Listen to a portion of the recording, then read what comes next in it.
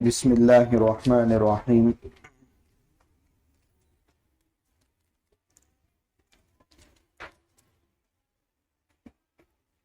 باب ما جاء فی لباس رسول اللہ صلی اللہ علیہ وسلم عن انس بن مالک رضی اللہ عنہ ان النبی صلی اللہ علیہ وسلم خرج وهو متکئ علی اسامة بن زید علیہ ثوبا قطری قد توشح به فصلى بهم۔ انس بن مالک رضی اللہ تعالیٰ عنہ فرماتے ہیں کہ اللہ کے نبی صلی اللہ علیہ وسلم ایک مرتبہ گھر سے نکلے۔ آپ کی حالت یہ تھی کہ اسامہ بن زید رضی اللہ تعالیٰ عنہ کا آپ سہارا لیے ہوئے تھے، اور اللہ کے نبی صلی اللہ علیہ وسلم کے جسم مبارک پر ایک قطری کپڑا تھا جو آپ صلی اللہ علیہ وسلم نے اوڑھ رکھا تھا، اور آپ نے اسی حالت میں صحابہ کرام کی نماز پڑھائی۔ حضور کے لباس کے بارے میں اس سے پہلے بتایا تھا کہ اللہ کے نبی صلی اللہ علیہ وسلم کو لباس میں بھی قمیص سب سے زیادہ پسند تھا، اور اس کی وجہ یہ ہے کہ قمیص دکھنے میں بھی اچھا ہے اور اس میں ستر عورت یعنی ستر کا چھپانا بھی زیادہ آسان ہے دوسرے لباس کے مقابلے میں۔ اس لیے اللہ کے نبی صلی اللہ علیہ وسلم کو کپڑوں میں زیادہ پسندیدہ قمیص تھا۔ لیکن آج کل جو قمیص عام طور پر اہل عرب اور ان کی نقالی میں ہم جو پہنتے ہیں وہ کبھی کبھی ٹخنوں کے نیچے تک چلا جاتا ہے، حالانکہ یہ درست نہیں ہے۔ قمیص ٹخنوں سے اوپر ہی ہونا چاہیے۔ جب سے ہم ٹخنوں سے نیچے قمیص پہننا شروع کیا ہے، جب سے بزدلی ہمارے اندر آ گئی، کیونکہ بہت زیادہ نیچے تک کپڑا پہننا یہ عورتوں کی حالت ہے، کیونکہ ان کو زیادہ سطر چھپانے کی ضرورت پڑتی ہے۔ مردوں کا تو کپڑا ٹخنوں سے اوپر ہی ہونا چاہیے، لیکن آج برعکس صورت ہے کہ مردوں کا کپڑا ٹخنوں سے نیچے ہے، جبکہ ان کو حکم یہ ہے کہ ٹخنوں سے اوپر رکھنا ہے، اور عورتوں کا کپڑا ٹخنوں سے اوپر ہے، جبکہ ان کو حکم یہ ہے کہ ان کو ٹخنوں سے نیچے رکھنا ہے۔ یہ اللہ کے نبی صلی اللہ علیہ وسلم کے طریقوں کو چھوڑ کر غیروں کے طریقوں کو اپنانے کی وجہ سے یہ چیزیں ہمارے اندر آ گئی ہیں۔ پھر آگے روایت میں ہے کہ اللہ کے نبی صلی اللہ علیہ وسلم کی زندگی کیسی تھی۔ خود پہلی روایت میں محمد ابن سیرین فرماتے ہیں کہ ہم حضرت ابو ہریرہ رضی اللہ تعالیٰ عنہ کے پاس تھے، اور اللہ کے نبی صلی اللہ علیہ وسلم کا زمانہ خود ابو ہریرہ رضی اللہ تعالیٰ عنہ نے دیکھا ہے، مگر محمد ابن سیرین فرماتے ہیں کہ جب ہم ابو ہریرہ رضی اللہ تعالیٰ عنہ کے پاس تھے تو ان کے پاس دو کپڑے تھے، دونوں قطان کے کپڑے تھے، اور ان میں سے ایک کپڑے میں وہ ناک صاف کر رہے تھے، اور ناک صاف کرتے ہوئے کہہ رہے تھے بخ بخ، ابو ہریرہ آج قطان کے کپڑے میں ناک صاف کر رہا ہے۔ حالانکہ خود میں نے اپنے آپ کو، یعنی ابو ہریرہ خود فرماتے ہیں کہ ایک دور میں نے حضور کا یہ دیکھا ہے کہ میں منبر رسول اور حضرت عائشہ رضی اللہ تعالیٰ عنہ کے حجرے کے درمیان بھوک کی وجہ سے بے ہوش ہو کر گرا پڑا رہتا تھا، اور گزرنے والا گزرتا تھا تو اپنا پیر میری گردن پر رکھتا تھا، کیونکہ وہ گزرنے والا یہ سمجھتا تھا کہ مجھے جنون کا مرض ہے، اور اس وقت علاج ایسے ہی ہوگا کہ جس کو غشی طاری ہو گئی اس کی گردن پر رکھ کر کے اس کا علاج کرتے تھے۔ حالانکہ مجھے کوئی جنون نہیں ہوتا تھا، میں ایسے گش کھا کر ایسے اس لیے گرا رہتا تھا کہ مجھے بھوک ستا رہی ہوتی تھی۔ تو ایک دور وہ تھا، اور آج اللہ تعالیٰ نے فراوانی کا دور دیا۔ دوسری روایت میں ہے حضرت مالک بن دینار فرماتے ہیں کہ اللہ کے نبی صلی اللہ علیہ وسلم نے کبھی بھی روٹی اور گوشت پیٹ بھر کر کے نہیں کھایا، الا علی ضفف، مگر ضفف پر۔ ضفف کا مطلب کیا ہے؟ مالک بن دینار فرماتے ہیں کہ میں نے ایک بدو شخص کو پوچھا کہ ضفف کا کیا مطلب ہے، جس وقت حضور پیٹ بھر کر کھانا کھاتے تھے، باقی عام حالت میں کبھی نہیں کھاتے تھے۔ تو اس بدو نے فرمایا یہ کہ لوگوں کے ساتھ جب حضور کھانا تناول فرماتے تھے تو پیٹ بھر کر کھاتے تھے۔ کسی کی مہمان نوازی آپ فرما رہے ہیں یا مہمان صحابہ کے ساتھ آپ کھا رہے ہیں تو آپ پیٹ بھر کر کے کھاتے تھے۔ پیٹ بھر کر کھانے کا مطلب تہائی حصے کو بھوک کے ساتھ باقی رکھنا، یعنی تھوڑی بھوک باقی ہو اور ہاتھ اٹھا لینا۔ تو اللہ کے نبی صلی اللہ علیہ وسلم اپنے گھر میں کھاتے تھے تو کبھی بھی آپ نے पेट भर कर रोटी और गोश्त से नहीं खाया, क्योंकि इतनी मिकदार मिलता ही नहीं था। और आप मेहमानों के साथ पेट भर कर इसलिए खाते थे कि अगर हुजूर पहले हाथ उठा लेंगे तो जाहिर सी बात है, जब हुजूर ने हाथ उठा लिया तो अब मेहमानों की हिम्मत कैसे होगी। इसलिए आप मेहमान की तवाज़ु के खातिर, ताकि वो भूखा न रह जाए, तो अल्लाह के नबी सल्लल्लाहु अलैहि वसल्लम हाथ नहीं उठाते थे। तो मेहमानों के साथ जब खाते थे तो पेट भर करके खाते थे, उसमें भी नीयत ये होती थी। आगे फरमाते हैं कि अल्लाह के नबी सल्लल्लाहु अलैहि वसल्लम कभी मोजा पहनते थे तो आपका मोजा कैसा होता था। हजरत अबू बुरैदा वो अपने वालिद बुरैदा से नकल फरमाते हैं कि नजाशी बादशाह ने हुजूर सल्लल्लाहु अलैहि वसल्लम को सियाह 2 सादे कपड़े के मोजे अता फरमाए थे। नजाशी बादशाह अभी मुसलमान नहीं हुआ था, असहमा जिनका नाम था, बाद में इस्लाम कबूल किया। इन्होंने अल्लाह के नबी सल्लल्लाहु अलैहि वसल्लम को 2 मोजे अता फरमाए थे। आप सल्लल्लाहु अलैहि वसल्लम इनको पहनते, फिर वुजू फरमाते और उन दोनों मोजों पर मसा किया करते थे। लेकिन हर आम मोजों पर मसा करना दुरुस्त नहीं है।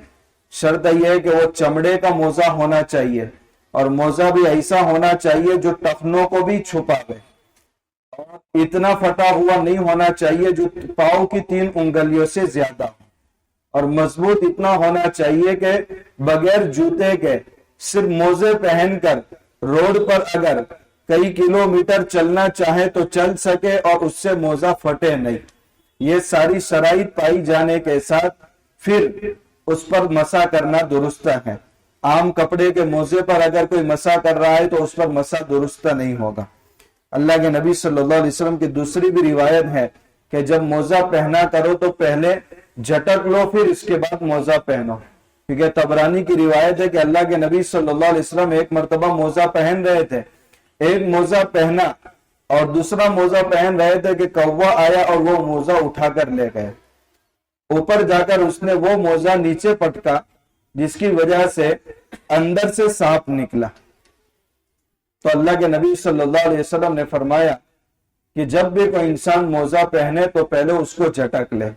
आज इसके जगह पर बूट ने हासिल कर ली है, तो बूट को भी पहले झटक लेना चाहिए, ताकि कोई मूजी कीड़ा उसमें हो तो वो निकल जाए और इंसान को तकलीफ ना हो। मुगीरा बिन शोबा फरमाते हैं कि दहिया कल्बी रदी अल्लाह तआला अन्हु ने हुजूर को 2 मोजे अता किए, इन्होंने पहना भी। इसराइल हजरत जाबिर से वो आमिर रदी अल्लाह तआला अन्हु से नकल फरमाते हैं कि अल्लाह के नबी सल्लल्लाहु अलैहि वसल्लम ने इन दोनों मोजों को पहना, यहां तक कि वो फट गए। आगे फरमाते हैं कि हुजूर को मालूम नहीं था, अजुब किया कि वो दोनों मोजे जिस चमड़े से बनाए गए थे वो चमड़ा दिबागत दिया हुआ था या दिबागत दिया हुआ नहीं था। बस इंसान जाहिर का मुकल्लफ है।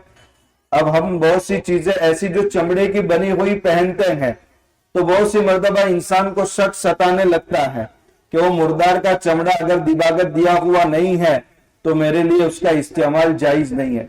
तो खामखा के शक के अंदर मुब्तला नहीं होना। जाहिर के हम मुकल्लफ हैं, अगर जाहिर हालत उसकी सही है तो फिर उसको इस्तेमाल कर सकते हैं। हर चीज को अल्लाह ने मुबाह की तरह दिया है। हाँ, अलबत्ता उसके मुतालिक वाज़े कोई फतवा मिल जाए या वाज़े कोई उस पर हुर्मत पर दलालत करने वाली कोई दलील मिल जाए तो फिर इंसान को उससे एहतियात करना चाहिए। हजरत कतादा फरमाते हैं कि मैंने अनस बिन मालिक रदी अल्लाह तआला अन्हु से पूछा, अल्लाह के नबी सल्लल्लाहु अलैहि वसल्लम का जूता कैसा हुआ करता था। फरमाया कि अल्लाह के नबी सल्लल्लाहु अलैहि वसल्लम के जूतों में 2 तस्मे थे। हमारे जूतों में आमतौर पर एक ही तस्मा होता है, वी पट्टी का होता है, पीछे 2 तस्मे होते हैं और सामने की सिमत में 1 तस्मा होता है, जिससे इंसान अपनी बड़ी उंगली और दरमियानी उंगली से उसको पकड़ता है। लेकिन अहले अरब में उस जमाने में 2 तस्मों के जूते चलते थे। आगे भी 2 तस्मे हैं और पीछे भी 2 तस्मे हैं, और उसमें दोनों तस्मे डबल दोहरी डोरी उसमें होती थी। उसका फोटो मेरे पास है। हजरत थानवी रहमतुल्लाह अलैह ने जादू सईद में उसका फोटो भी कि अल्लाह के नबी सल्लल्लाहु अलैहि वसल्लम में तस्मा कैसा था। अल्लाह के नबी सल्लल्लाहु अलैहि वसल्लम का मुद, जिसमें आप सल्लल्लाहु अलैहि वसल्लम वुजू फरमाया करते थे, वो मुद भी आज हमारे गुजरात के थे हजरत मौलाना यूसुफ साहब मताला جو اس عنقریب ان کا انتقال ہوا، انہوں نے اللہ کے نبی صلی اللہ علیہ وسلم کے مد کی پوری تحقیق کرنے کے بعد پلاسٹک کے مد بنائے، اور جتنے بھی حضرات حدیث کی خدمت انجام دے رہے تھے سب کو انہوں نے پہنچائے۔ ہمارے استاد کے پاس 2 تھے تو میں نے مانگ کر ایک لیا ہے، یہاں نہیں ہے میرے پاس، وہاں ہے، جب انشاءاللہ یہاں آئے گا تو میں بتاؤں گا کہ اللہ کے نبی صلی اللہ علیہ وسلم کتنے مد میں وضو کیا کرتے تھے۔ اتنا چھوٹا سا برتن ہے، لیکن خیر میں نے تجربہ کیا ہے کہ آسانی سے اگر انسان چاہے تو وضو کر سکتا ہے، اور آسانی سے پورا وضو ہو جاتا ہے اس سے۔ کہ نالین مبارک کے متعلق بتایا کہ اللہ کے نبی صلی اللہ علیہ وسلم کے نالین کے 2 تسمے تھے۔ آگے کی روایت میں ہے، حضرت ابن عباس رضی اللہ تعالیٰ عنہ فرماتے ہیں کہ اللہ کے نبی صلی اللہ علیہ وسلم کے جوتے